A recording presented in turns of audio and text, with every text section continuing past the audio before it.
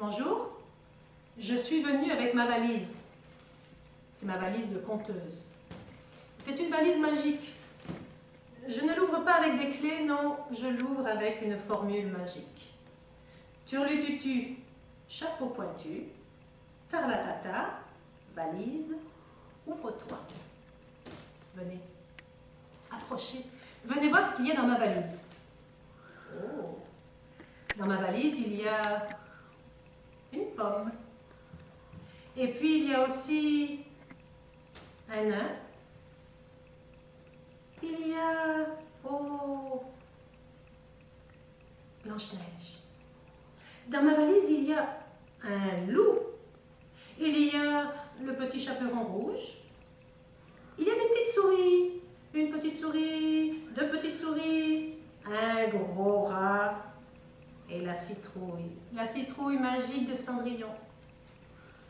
Dans ma valise, il y a aussi un ours, un très gros ours, très costaud. Dans ma valise, il y a une rose. Et puis aussi, oh, les 3 poils du diable. Dans ma valise, il y a le portrait d'un conteur. Un grand conteur, Monsieur Andersen. Monsieur Andersen, il avait des grandes oreilles. Et il écoutait toutes les histoires qui passaient à sa portée. Un jour, il a entendu une histoire qui venait de loin, sur un gros bateau, une histoire qui venait de l'Orient. Dans cette histoire, il y avait un sorcier. Il y avait un jeune homme qui n'était pas très honnête.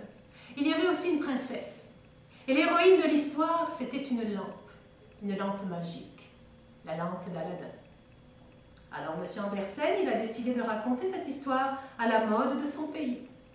Et dans l'histoire, il a mis une sorcière, il a mis un jeune soldat pas très honnête, une princesse. Et la lampe magique, eh ben, c'est devenu un briquet magique. Devinez quoi?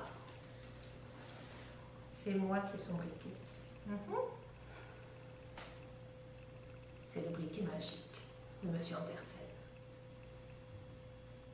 Il est bavard, ce briquet. Il raconte des histoires. Quoi? Tu veux que je raconte ton histoire là, tout de suite? Non.